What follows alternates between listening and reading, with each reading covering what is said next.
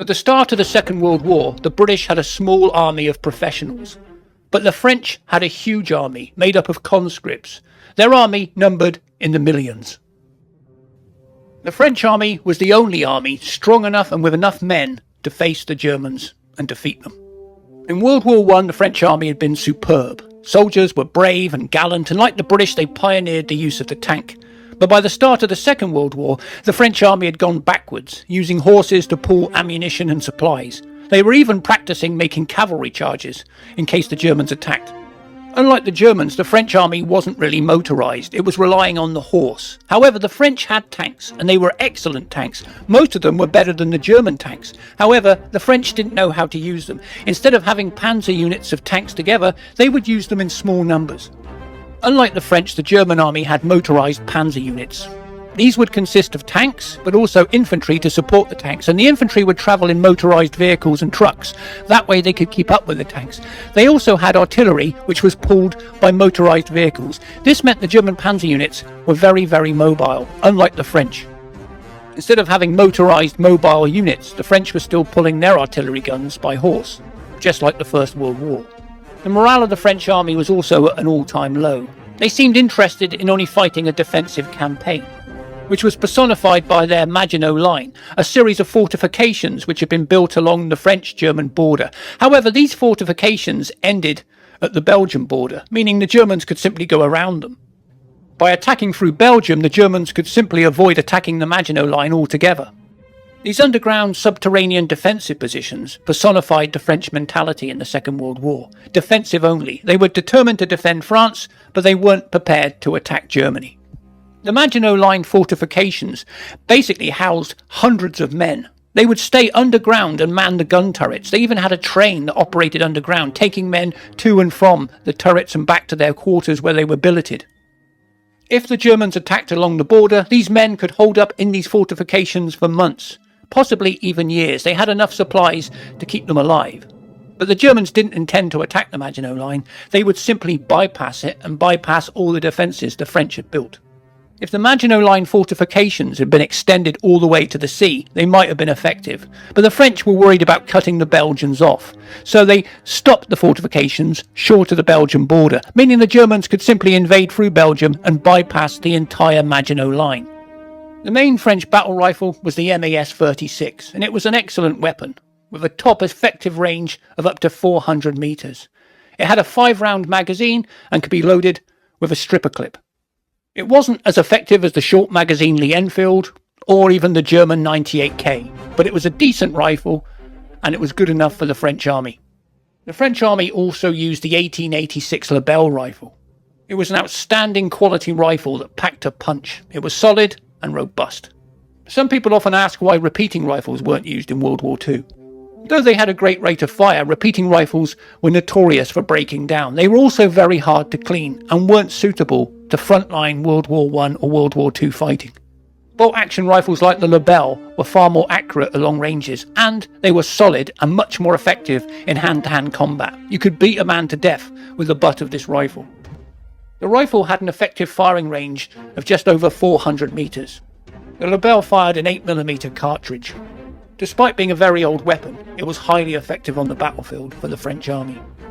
The French also had the FM-24-29 light machine gun. The weapon fired a 7.5mm round at over 450 rounds a minute. It wasn't as good as the Bren light machine gun, but it did a job for the French. Weapons like this were designed to suppress the enemy and keep their heads down. Unfortunately, this machine gun only had a small ammunition capacity of 25 rounds in its magazine. Later on, belt-fed light machine guns would become far more effective on the battlefield. The weapon was an unusual design. It actually has 2 triggers. One trigger is for single shot, the other trigger is for automatic firing. Most machine guns would have a button which allowed you to select fire, but this one had 2 different triggers, one for single shot, one for full auto. The Ruby pistol was a French sidearm of the Second World War. It had a 9-round magazine. It fired a 7.65mm cartridge. However, it was a weak pistol with not much stopping power. The French used a variety of pistols in the Second World War, such as the FN 1910 Browning. This weapon was more effective and had an 8-round magazine. The French also used the 1892 revolver. The weapon held 6 rounds and fired an 8mm cartridge. It was a double-action revolver, meaning when you pulled the trigger, the hammer went back by itself. Having so many different firearms wasn't ideal, mainly because they used different ammunition. The French army simply had too many weapons, like their machine guns. Each man had to be trained with each weapon, and each weapon used different ammunition, which was an absolute nightmare when it came to supplying ammunition to the front line. The MP-18 was an old World War I machine gun that was redistributed to the French troops during the Second World War. It had a rate of fire of about 400 rounds a minute, and was a decent weapon for its day. However, its design was unique and a little bit dated by the time the Second World War started. There was also a more modern version called the MP-28, which they also used. It was similar to the British Sten gun. The French also had some notoriously bad weapons, like the Breda 30 light machine gun. The weapon had a strange magazine on the side that often got damaged, and when it did, it made the weapon totally unusable. It was also impossible to aim properly with this weapon, because the recoil was just far too powerful. The weapon had a small magazine of only 20 rounds, and on top of that it was unreliable and it kept jamming. Some of the French army were even issued with machine guns from the First World War. These weapons with their strange magazine designs were quite unique on the battlefield, but they got mixed results in combat. Some of them were highly ineffective. The French army, despite being large, wouldn't attack the Germans. They were just happy to sit and wait. Carrying out drills in the Maginot Line, preparing their defensive positions, they were waiting for the Germans to attack them. But the Germans had a plan. They had no intention of attacking the Maginot Line. Instead, they would attack through Holland and Belgium, forcing the British and French to move north to meet them. When they did, the Germans would send a second army through the heavily wooded Ardennes region and cut the British and French armies off. The Germans were planning to use their new blitzkrieg tactics, the new lightning war. They'd used it successfully in Poland. Now it was time to use it in France.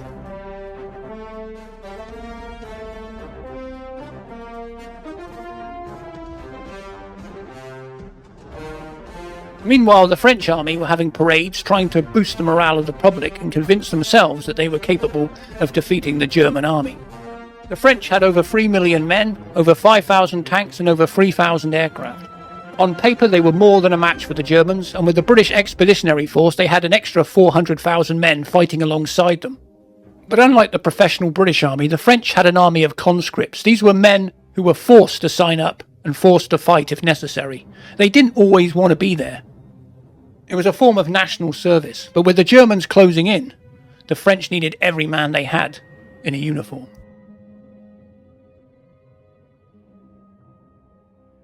Decades earlier, the French had defended themselves from German aggression, but now a whole new generation were being called upon to fight, and they knew about the horrors of war.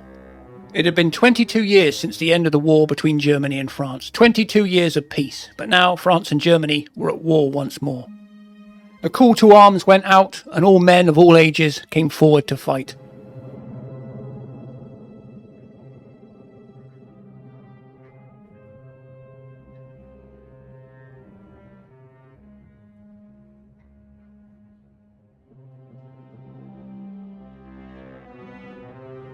Many of these men would be captured or killed. Many would lose arms and legs, or even their sight.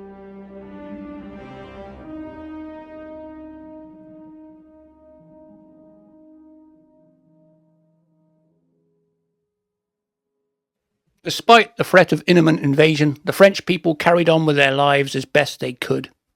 They beat the Germans once in the First War and hoped they could stop and beat them again.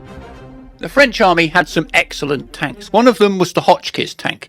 It had 40 to 30 millimeters of armour, which was superior to most German tanks, and it also had a 37mm gun. This tank was more than a match for the Panzer III. The tank was small. It was about 4 meters long and about 2 meters wide, and it only had a crew of 2. But despite being small, it was very well armoured, and it had just as much armour as the Panzer III and more around the turret. The early version of the Hotchkiss was armed with a short-barreled gun, which meant it had less penetrating power. Later variants were armed with a longer 37mm gun, which gave it far more penetration. The tank would be used by the French cavalry. However, it had one major weakness. It was slow. It could only reach a top speed of 17 miles per hour, mainly thanks to all the heavy armour it had. This tank could take on the German tanks in battle, and it was more than a match for them. But in terms of speed, it would have a hard time trying to keep up with the German blitzkrieg. The tank was also fitted with a 7.5mm machine gun. The French cavalry also had the Sommier S-35 tank. It was one of the finest tanks at the start of the war. It was well armoured and very robust. The tank was over 2 meters wide and over 5 meters long. It had between 40 to 47 millimeters of armour and a 47mm gun, making it an absolute giant on the battlefield. In 1940, this tank had thicker armour than the Panzer III and a better gun than the Panzer III, and it was a better tank. However, later on the Panzer III would be upgraded with better armour and a better weapon, but that was after the French campaign.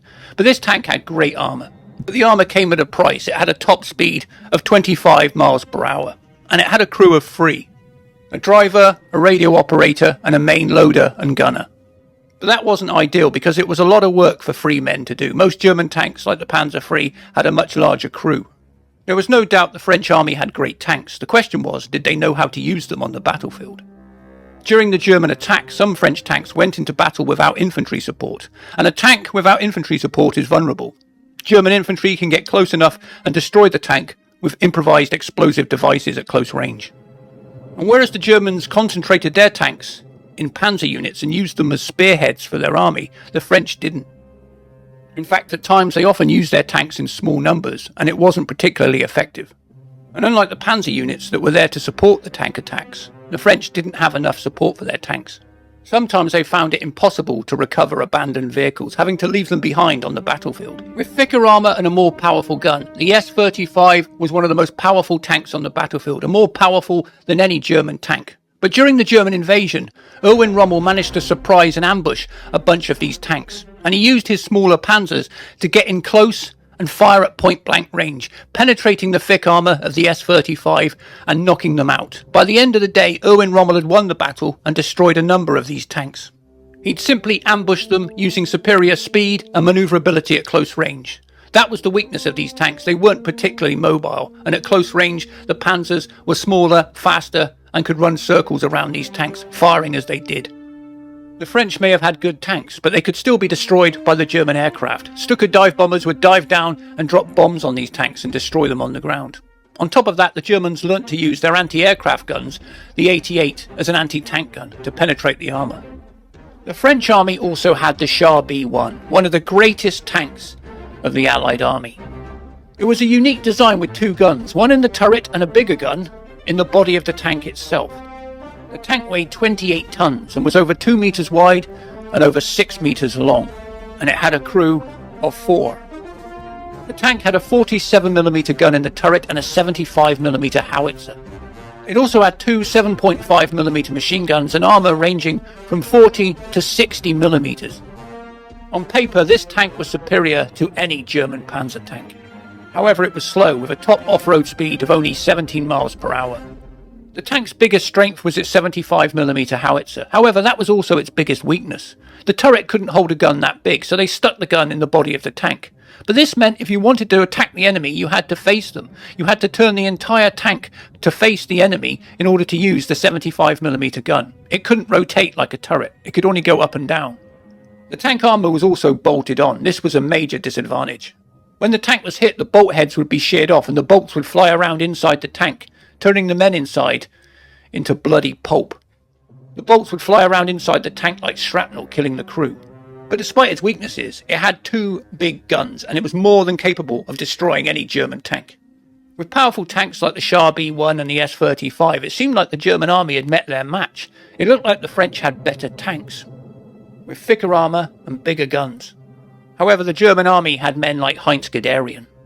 Heinz Guderian was a general in the German army, and he'd pioneered the use of tanks, infantry and artillery support. But the most important thing was speed. He wanted to strike deep into the heart of enemy territory, surrounding entire units, cutting them off from their supplies and ammunition. It was Guderian's tank tactics that would make a difference in the battle for France. As the French people prepared for war, morale at the front line was deteriorating. The period between September 1939 and May 1940 had become known as the Phony War because there were long periods of inactivity, and this wasn't good for the troops or their morale. Waiting for the German attack preyed on their nerves. Nerves were on edge. All the troops could do was wait for the battle to come, training and preparing again and again. over and over. However, the French did decide to launch a small offensive, their only offensive of the entire war. They moved into German territory, captured it, but then eventually retreated again. It really was a pointless exercise, just for the news cameras, just to make it appear that they were doing something to help Poland. The French mentality was purely defensive. They fortified positions and just waited for the German attack. This was no way to fight a war. But whilst the French troops waited and their morale got lower, the Germans were preparing their plan and moving into position. They were well organised, well disciplined and well trained, and they knew exactly what they had to do. When Germany attacked Poland, if the French army had attacked Germany, the war may have been over before it even got started. The French could have beaten the Germans, but they didn't. They watched and waited, and as they did, Poland were beaten. The French had missed a huge opportunity because whilst the German army was attacking Poland, much of Germany was undefended. But the negative defensive mentality of the French generals meant that Poland was defeated and France had done nothing to help them. And now France had lost an ally and they just had to wait for the German attack.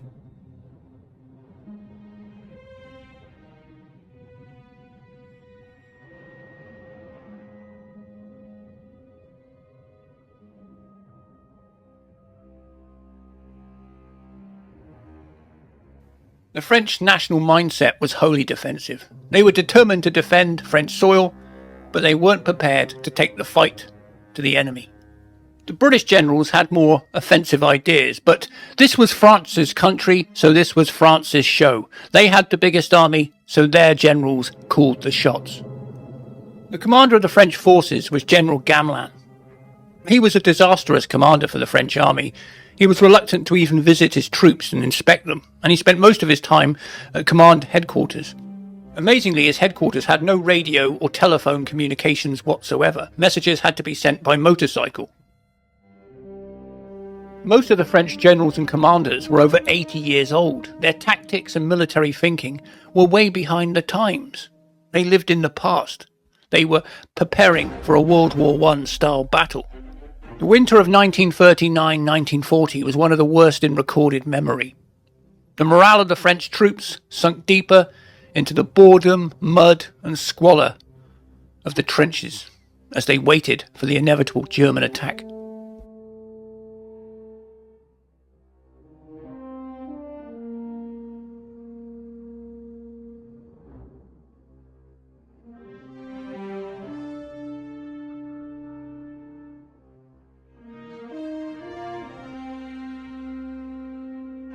It was one of the coldest winters recorded in history, and this did nothing to help the French troops, who got frostbite, lost toes and fingers to the cold weather, and got more depressed as they waited for the Germans.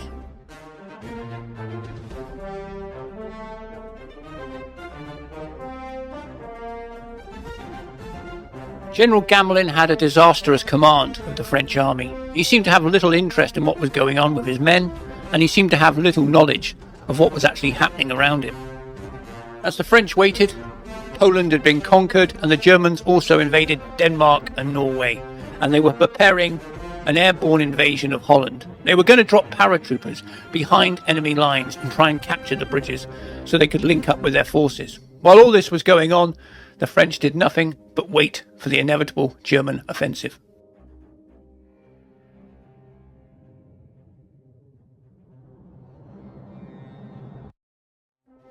On the 10th of May 1940, the German army launched its attack.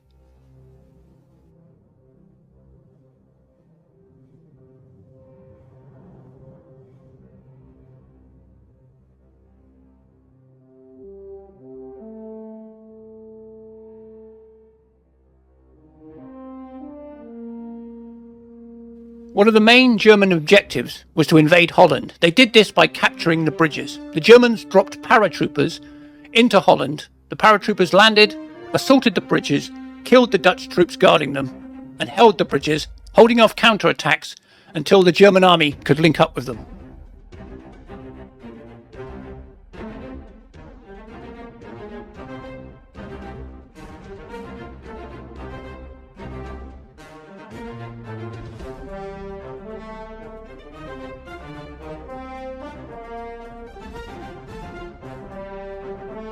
Within just 5 days, the Dutch army was completely overwhelmed, and it soon surrendered.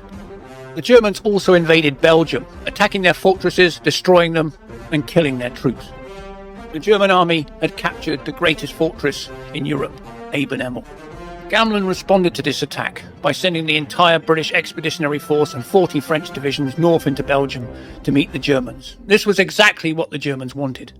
Whilst the best units in the French army and the British Expeditionary Force went north, the Germans were planning a main attack through the Ardennes, a heavily wooded area. The British and French didn't believe the Germans could get tanks and trucks through this area, but they would be proved disastrously wrong.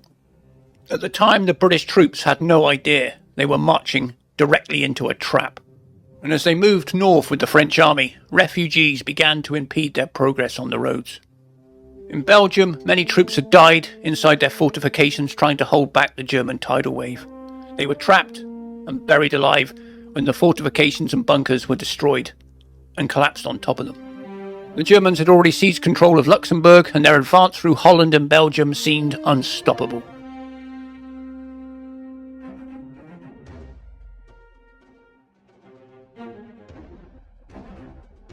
The German tanks soon crossed the bridges in Holland and linked up with the German paratroopers. The paratroopers were airborne assault troops, elite fighting units in the German army. The idea of the paratroopers would have been unthinkable in the First World War, but by the Second World War, planes could carry more men, and dropping men behind enemy lines and capturing positions became a viable option. These men were some of the hardest, toughest fighting men in the German army. They were elite soldiers.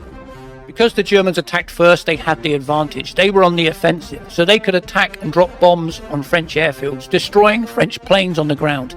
Some French pilots got airborne and put up a brave resistance, but the Germans quickly shot them down and started knocking out their airfields, meaning the French couldn't get their planes into the air. The Germans wanted to establish air superiority, and they were beginning to do it early on in the battle.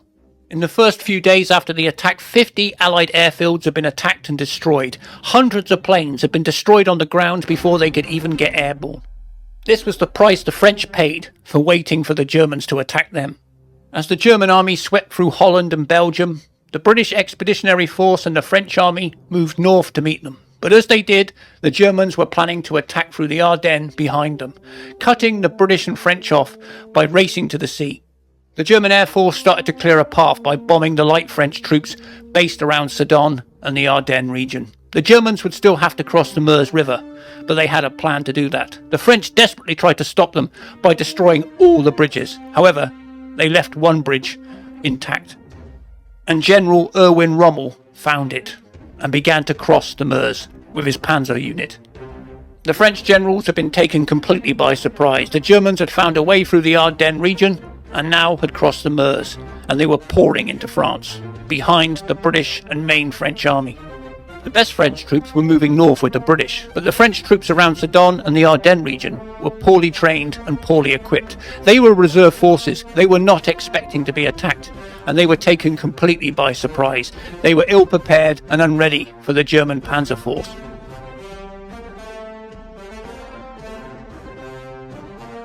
The French tried to make a few desperate counterattacks, but they used light tanks with short-barreled guns. They just weren't effective enough against the German armour, and these tanks were practically wiped out.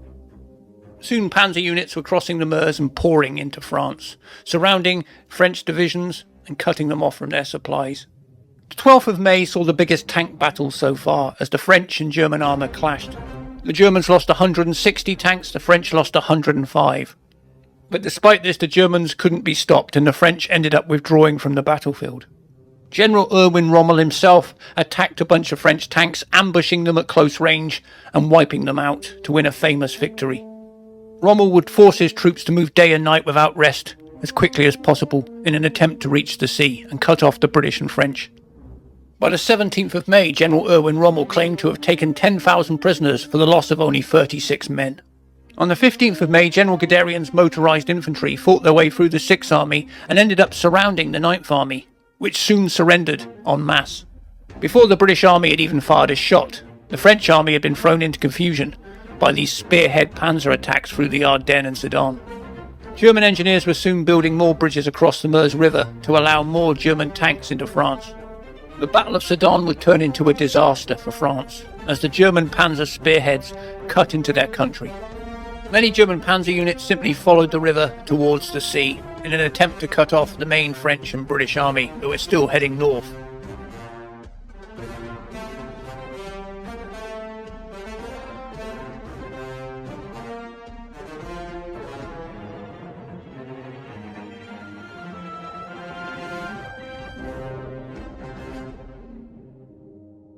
The British and French armies tried to organise a desperate counterattack at Arras. Unfortunately, most of the French troops never turned up, and the British and French went into battle outnumbered by the Germans.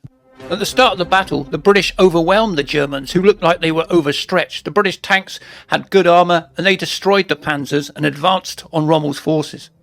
The British and French destroyed 37 German tanks and looked like they were going to win the battle, but Rommel was crafty.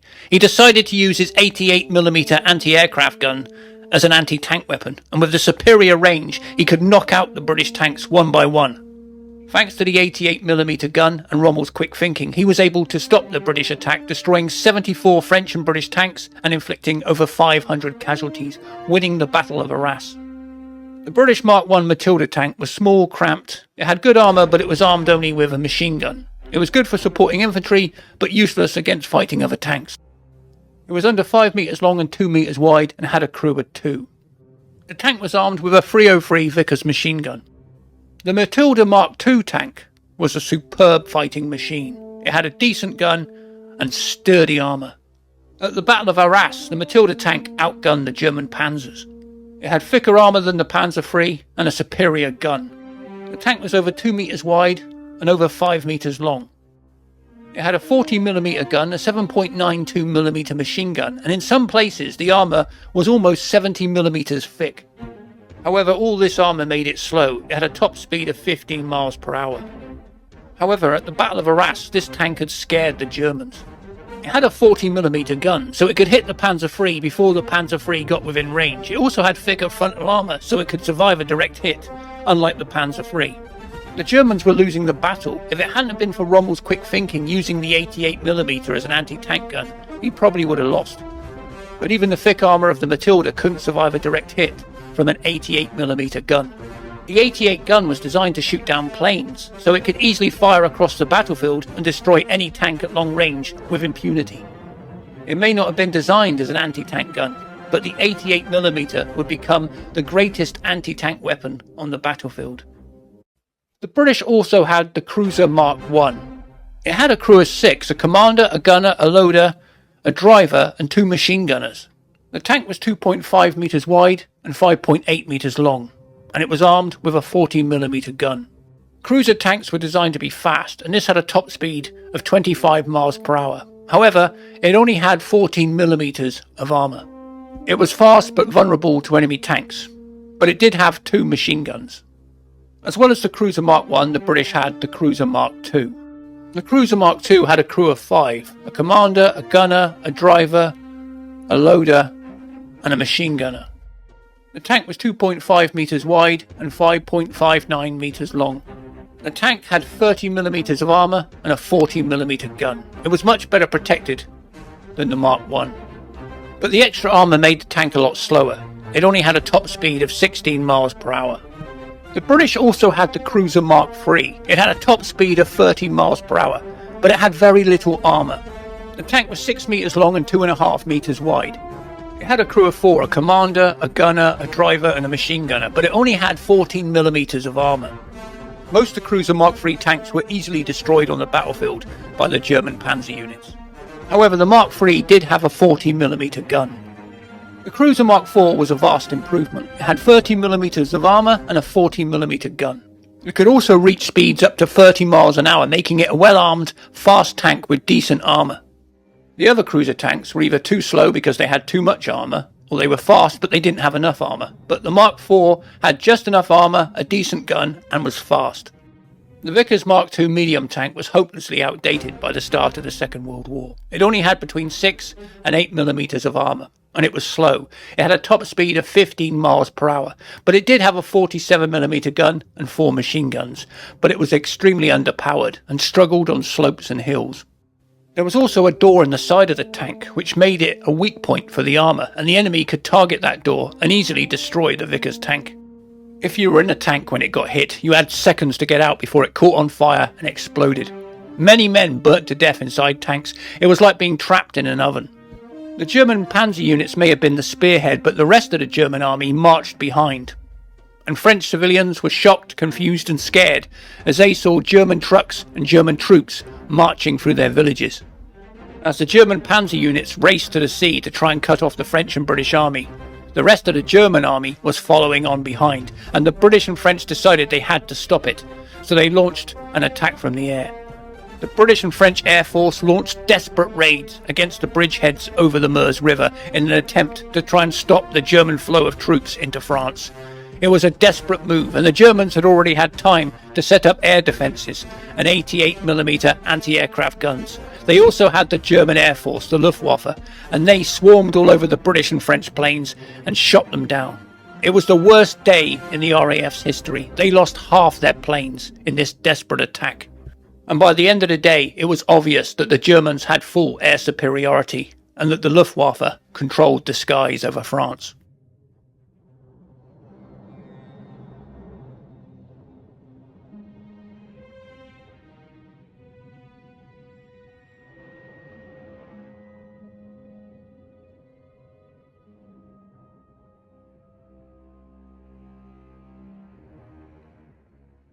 The best French fighter was the D-520. It had 4 machine guns and a 20mm cannon and a top speed of 350 miles per hour.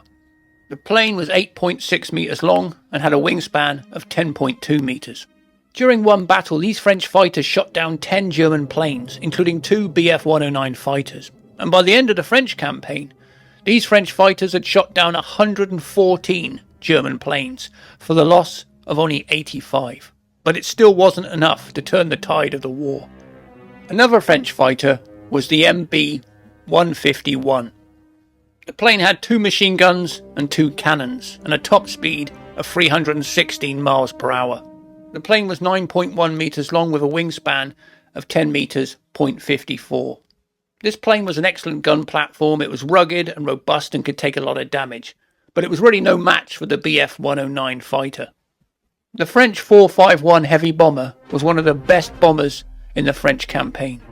The plane was 17 metres long with a wingspan of 22 metres. The plane had a top speed of 308 miles an hour. The plane had a crew of 4 and could reach an altitude of 30,000 feet. The plane was armed with a 20mm cannon and 2 machine guns. It also had a retractable ventral turret which held one of the machine guns. The plane could also carry 7 200-kilogram bombs. The plane was fast for a bomber, but it wasn't as fast as the German fighter, the Bf-109, and 27 of these French bombers were shot down by the German fighter, and another 21 were shot down by ground fire during the 400 missions these bombers flew during the French campaign. The French also had the 143 bomber. It was 18.24 metres long and had a wingspan of over 24 metres. The plane had a crew of 5. The pilot and the navigator, who was also the bombardier, the radio operator and 2 gunners. The aircraft had a top speed of 183 miles an hour and it had 4 7.5mm machine guns. The aircraft could carry 1,800 pounds of bombs, internally or externally, and it could reach an altitude of 24,000 feet. The plane had a nose turret and a dorsal turret, which gave it good protection. The aircraft was also used for night bombing against German targets. The French also had the C-714 fighter. It had been given to Poland during the Polish campaign, but they found it inadequate against the Bf-109. It had a top speed of 283 miles per hour, which was slower than the Bf-109. It also only had 4 7.5mm machine guns and no cannon. It was 8.63 metres long with a wingspan of 8.93 metres. Because the plane was made out of wood, they could only fit an engine of a certain size, and it couldn't be too heavy, so the plane was underpowered and not fast enough. With such a weak engine, the plane had a poor rate of climb, meaning it was easy fodder for the Bf-109. By now, General Gamelin had been sacked and replaced by an even older general. French counterattacks were few and far between, and the French army looked hopelessly and totally disorganised as the German panzer units cut through France like arrowheads, closing in on the capital, Paris.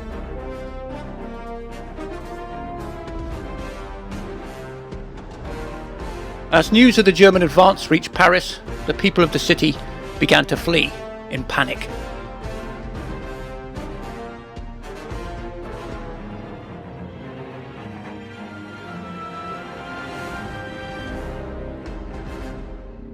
Many parents were desperate to get their children out of the city. They feared German reprisals.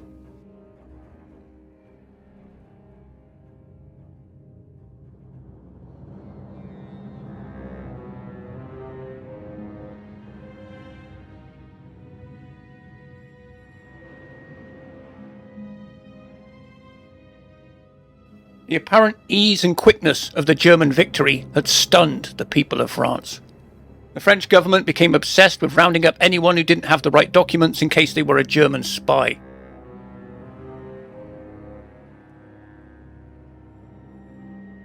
It wasn't long before the French army and the British Expeditionary Force realised they'd been cut off and surrounded by the Germans.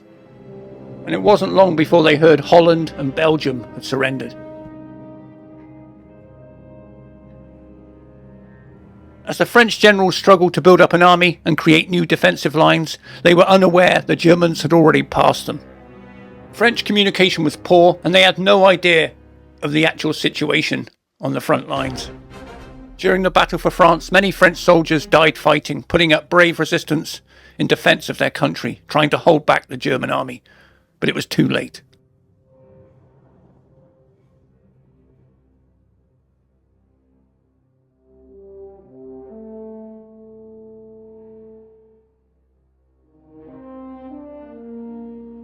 Confused, beaten and demoralised, eventually thousands of French soldiers began to surrender en masse to the Germans.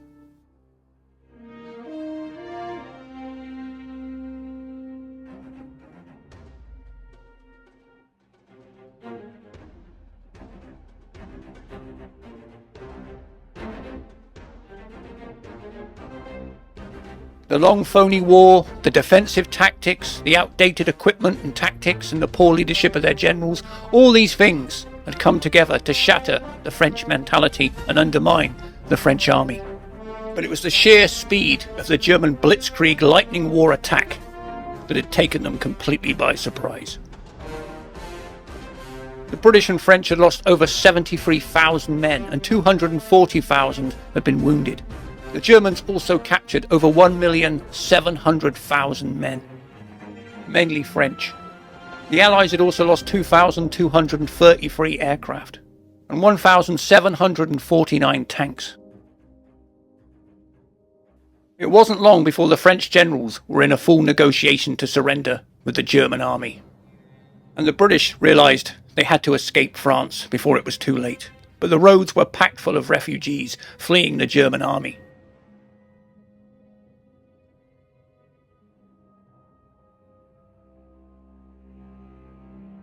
Unlike the First World War, the French army didn't have years to fight the Germans. They had been defeated quickly and taken by surprise, and the entire French army had begun to collapse.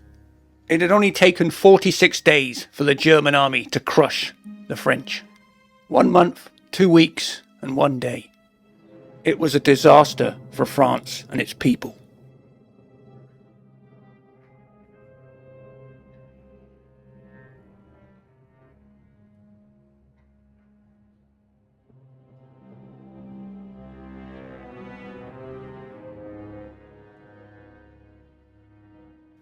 Many French families had lost their homes and their houses had been completely destroyed or flattened by German artillery. The refugees themselves became a target on the roads for German bombers. Others were just determined to get as far away from the German army as possible. And many of them took their possessions with them, in hand carts or prams. The lines of helpless, pitiful refugees made tempting targets for the German dive bombers. These long columns of refugees simply slowed down the Allied army. They just kept getting in the way. And on top of that, they were constantly under fire by the German Air Force. As the lines of refugees slowed down the British and French divisions on the road, the German fighters would dive down, attacking the Allied forces, but also killing many civilians.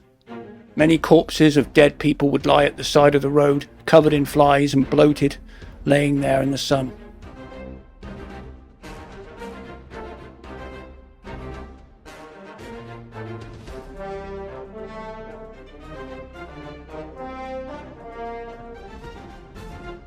7 days, the German army had raced 200 miles to the sea, cutting off the French and British to the north.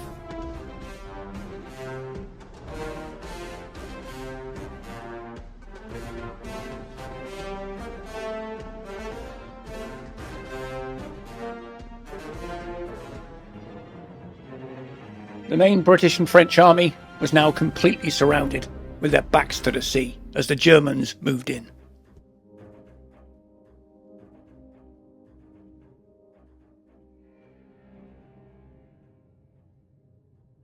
At one point, a group of British soldiers were captured by the Germans, and they were marched towards a barn in the countryside.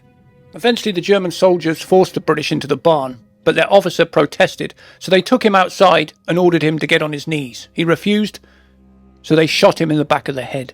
Seconds later, the Germans started throwing stick grenades through the doorway into the barn. They exploded, killing many men. They then machine-gunned the barn from the outside and finished off the rest. Fortunately, 2 of the men managed to lay still until the Germans had left, and they survived. Later, they managed to make it back to the beach at Dunkirk. The main British and French army was trapped. However, the French did try to break through the German lines, but their attack was a complete disaster. It had become obvious to the British army that France had been beaten. The French were finished, and the British had to save their army before it was captured too. The only way to do this was by evacuating at Dunkirk. The plan was to retreat to the beach, and the British and French would hold an outer perimeter, a defensive line to hold back the Germans until they could evacuate their entire force. These men would have to buy time with their lives to keep back the German army and allow the British to escape. Hitler had actually ordered his forces to stop at one point. He was worried his supply lines were becoming overextended. Whilst this was going on, the British were evacuating. But eventually the Germans were on the move again, and they closed the circle around the British and French army. And they were soon attacking Boulogne and Calais.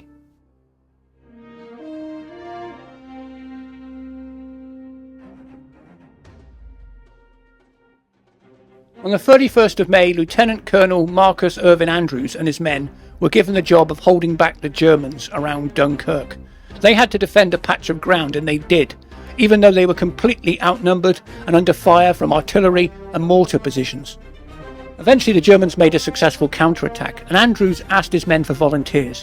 When they stepped forward, he took his volunteers to a nearby barn. They climbed onto the roof, and Andrews personally shot dead 17 Germans with a bolt-action rifle.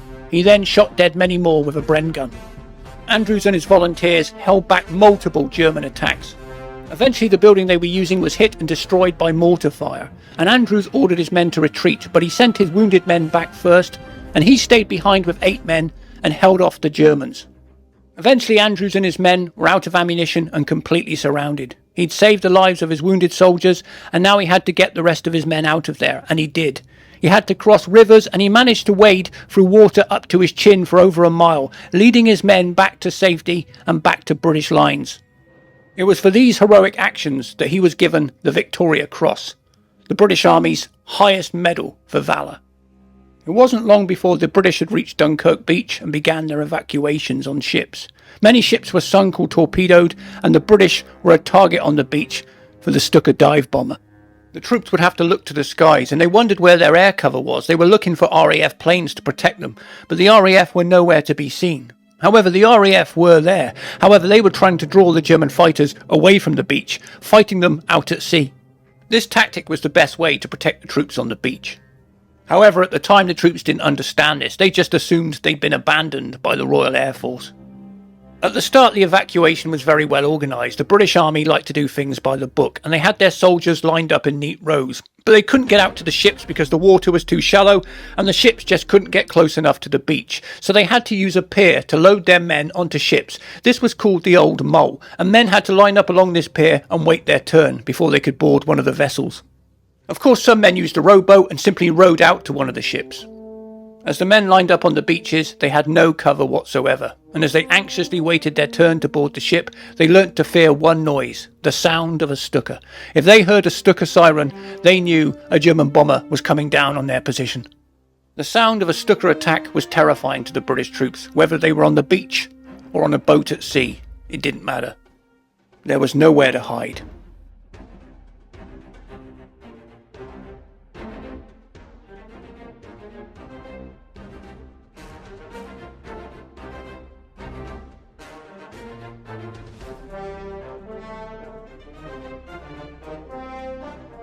During the Battle of Dunkirk, the British lost 226 ships, including 6 destroyers that were sunk, as well as 17 trawlers and 170 smaller vessels. The Germans also sunk 1 hospital ship that was clearly marked. As the German army tightened its grip and closed in on the beachhead, more troops arrived and the scenes became more confusing and more disorganised as panic began to set in. Of the 300,000 men of the British Expeditionary Force, Churchill was hoping he could save at least 40,000. Without these men, Britain would be finished. In a desperate attempt to save these men, Churchill contacted General Nicholson and told him to fight to the last man to draw the German force onto his army at Calais. General Claude Nicholson did exactly what he was ordered to do. He was in charge of the 30th Infantry Brigade at Calais, and he drew the fire of the entire German force attacking Dunkirk. He drew the force onto him so he could protect the beaches and buy time for those men to escape.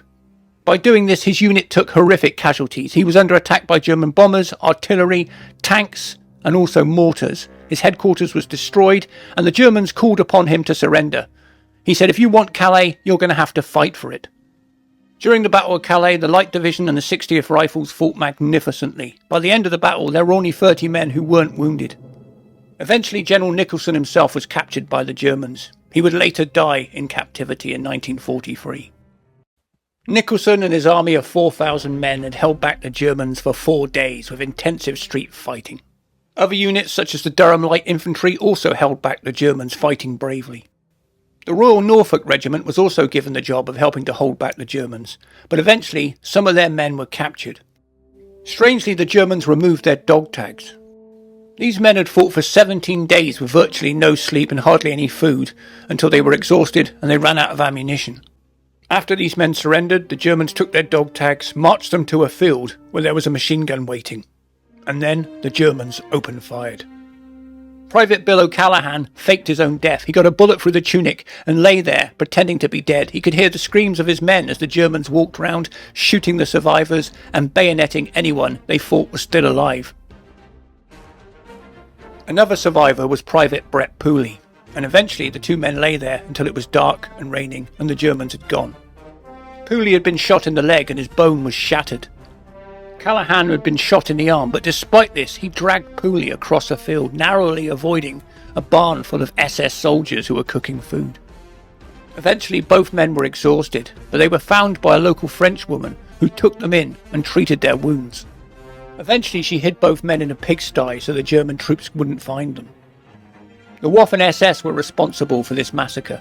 They were the military arm of the SS and Hitler's most fanatical and loyal troops. They had suffered 120 casualties trying to cross a bridge during the battle against the Norfolks. They had lost countless men due to the accurate rifle fire of the Norfolk Regiment. This is the reason they took out reprisals when they finally captured the British soldiers.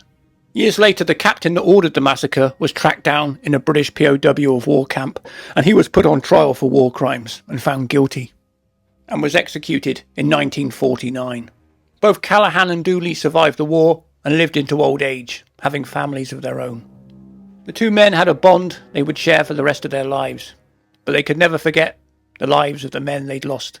On the 27th of May 1940, 97 British soldiers had been murdered. On the 29th of May 1940, Winston Churchill was desperate to save the lives of the British soldiers on the beach, so he appealed to the people of Great Britain. He appealed to anyone who had a tugboat or a fishing boat or even a pleasure cruiser to cross the channel and help rescue the troops.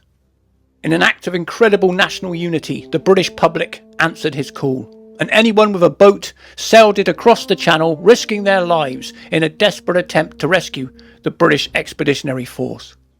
This civilian fleet would save the British Army and possibly the war. Unlike the bigger ships, these small vessels could get close to the beach in the shallow water and they could load troops and take them back to England. Operation Dynamo was now well underway.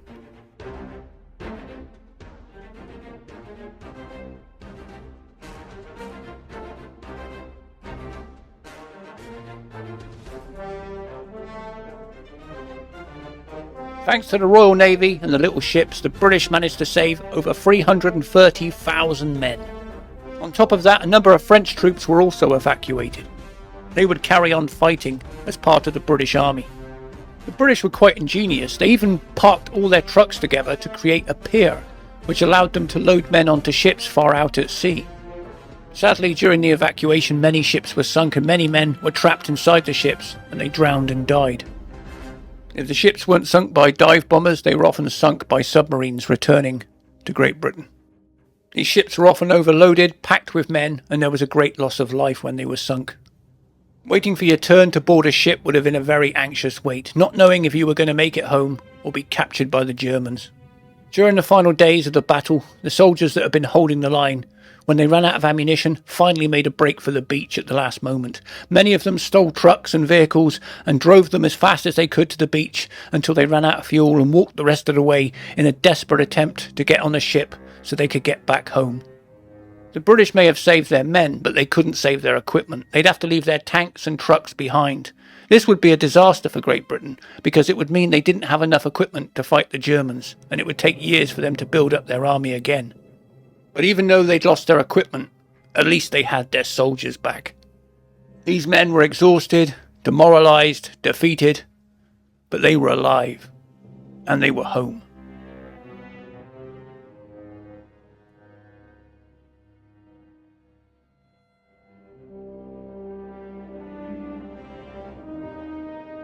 On the 4th of June, the German army reached Dunkirk beach, but the British Expeditionary Force were gone. All they found were a handful of bodies and hundreds of trucks and pieces of British military equipment on the beach.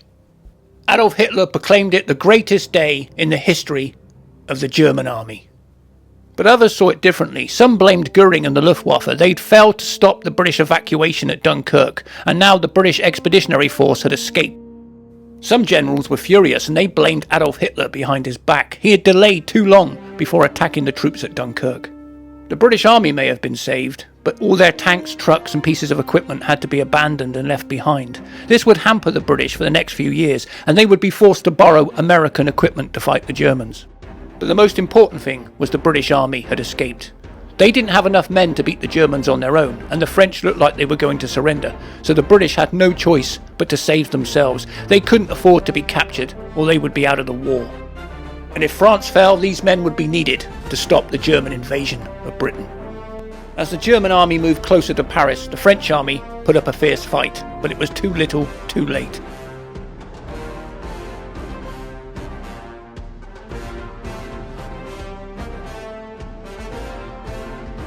Although French commanders had very little knowledge about what was going on the battlefield, the Frenchmen fought ferociously. Some died in hand-to-hand combat, others burnt to death in tanks, some manned a machine gun until eventually they ran out of ammunition or they were killed. Despite communications breaking down, the French fought stubbornly to defend France for 4 days, until General Rommel made another breakthrough. The French fought well and inflicted high casualties on the Germans, but it just wasn't enough. It looked like Paris was going to fall.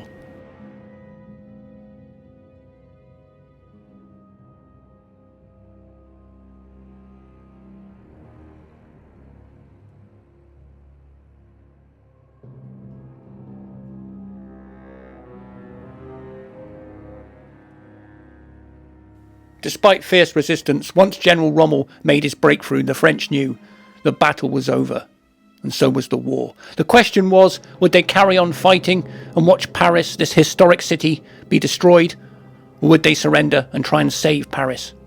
Either way, the city was going to fall to the Germans. One of the most effective weapons the Germans had was the Stungerschütz.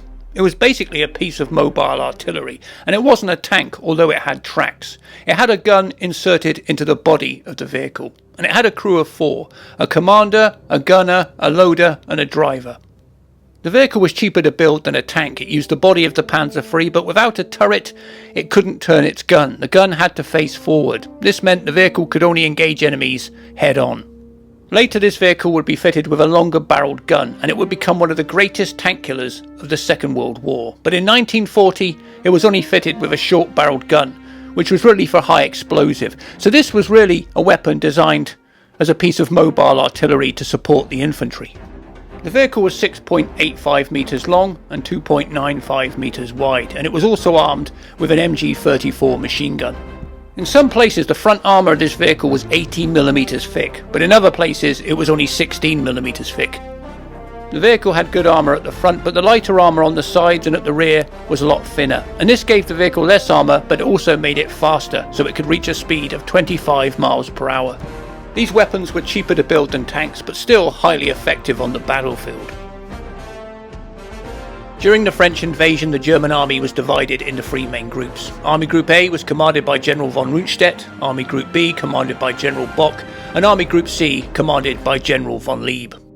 But it was the generals at the front on the ground, generals like Rommel and Guderian, who made the big decisions.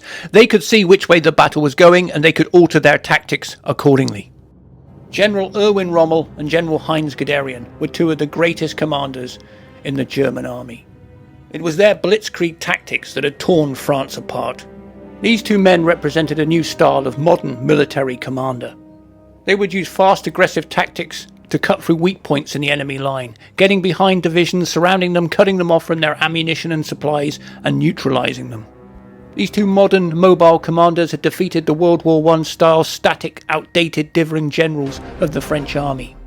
The German army and its generals were an army of the future. By now, the battle for France was almost over. German tanks were cutting through the heartland of the country, and French troops began to surrender en masse. The people of France began to realise they had been defeated as the German army closed in on Paris.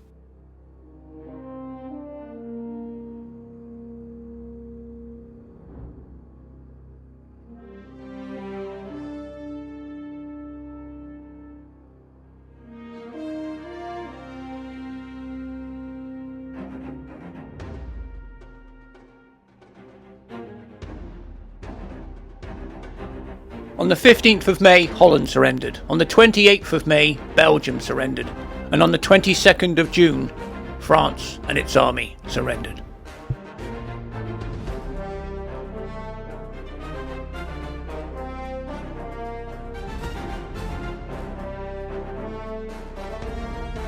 As a soldier in World War I, Hitler never got to Paris. The German army were defeated by France and Great Britain and Belgium, but now, as the leader of Germany, he had defeated Belgium, he had defeated France, and he'd driven the British back across the sea. Now Hitler wanted total revenge over France. When Germany lost the First World War, when they signed the surrender, they did it in a railway carriage. That railway carriage had become a historic monument in France. Adolf Hitler insisted the French surrender in the same railway carriage. It wasn't just defeat, it was total humiliation for the people of France. The French commander was a proud man, but the Germans barely acknowledged him with a salute. He would be the one who'd sign the surrender of France. But he wouldn't just be surrendering the French army, he would be surrendering the rights and liberties and freedoms of the French people, as Germany became an occupying force.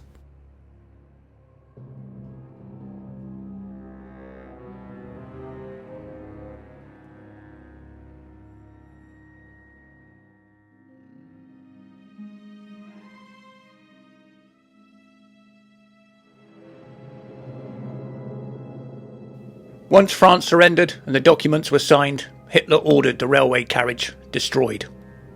Soon the people of France would have to get used to the new rules and the laws of the Nazis.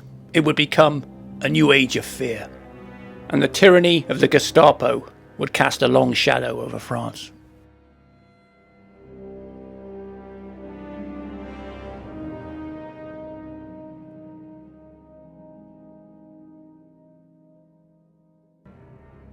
As the French people listened to the news that France had surrendered, it was almost incomprehensible to them.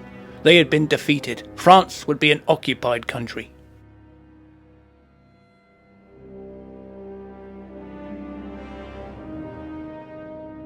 France was a country built on liberty, so defeat and occupation by the German army was completely unthinkable.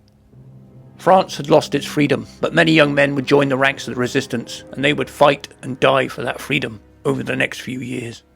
After the French army surrendered, Adolf Hitler made his only ever trip to Paris. He wanted to see the jewel in the Nazi Empire. He had defeated Austria, Czechoslovakia, Poland, Denmark, Norway, Luxembourg, Holland, Belgium and France, and driven the British back across the sea. The German army looked unstoppable.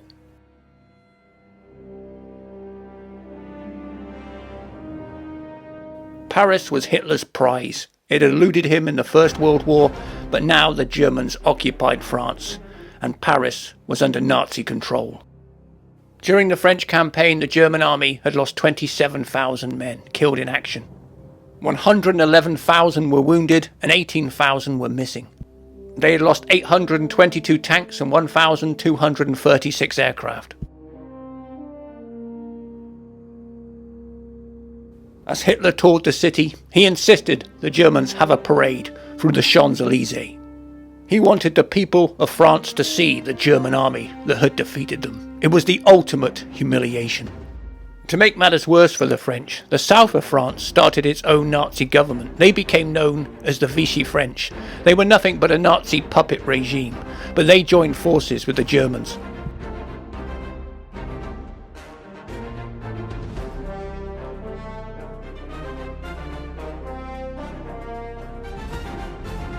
Adolf Hitler had reached unprecedented heights.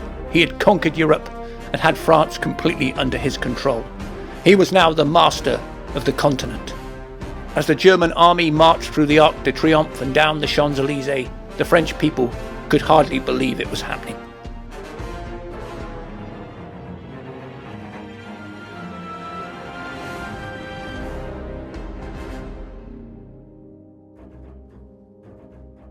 The freedom of France would be crushed under the heel of the Gestapo, and they would use all their insidious apparatus of terror, torture and oppression to crush the spirit of the people. Like Austria, Czechoslovakia, Poland, Denmark, Norway, Luxembourg, Holland and Belgium, France would become nothing more than a part of the ever-expanding Nazi Empire.